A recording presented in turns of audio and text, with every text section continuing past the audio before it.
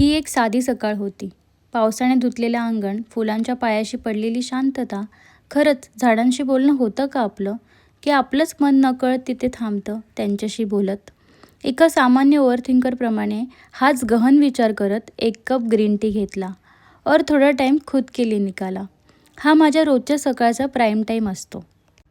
केसांना तेल लावणं आईसारखं वाटत नाही अजूनही, पण आता पर्याय नाही. कधीकधी आयुष्य खूप मोठं काही देत नाही, पण एका साध्या सकाळीत शांत सुख लपलेलं असतं हां.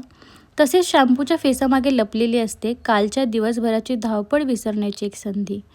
आणि जेव्हा अगरबत्तीचा मोहक वास घरभर पसरतो, तेव्हा मन मात्र शांततेच्या शोधात असतं. तुम्हाला स्वयंपाकघराचं एक सिक्रेट सांगू का? तिथे हात चालतात आणि निव्वळ प्रेम शिजतं. याच प्रेमापोटी आज मी करते आहे मोदक. खरं तर कधीकधी काम करताना जीव थकतो. मग ते किचनचं काम असो किंवा ऑफिसचं. पण ती मेहनतसुद्धा आपल्या लोकांसाठीच असते ना.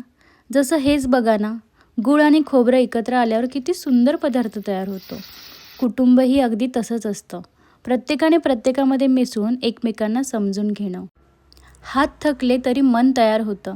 प्रत्येक मोदकात मी थोडी थोडी घडते असं मला प्रत्येक वेळेस वाटतं. हे मोदक मी काही एका दिवसात शिकले नाही. यात लहानपणापासून घेतलेला एक अनुभव आहे. एक गरम गरम मोदक नुसतं खायला नाही, तर स्वतःवर घेतलेल्या मेहनतीचं छोटंसं कौतुक. मी म्हटल्याप्रमाणे ही काही सकाळ खास नव्हती, पण ती परिपूर्ण होती.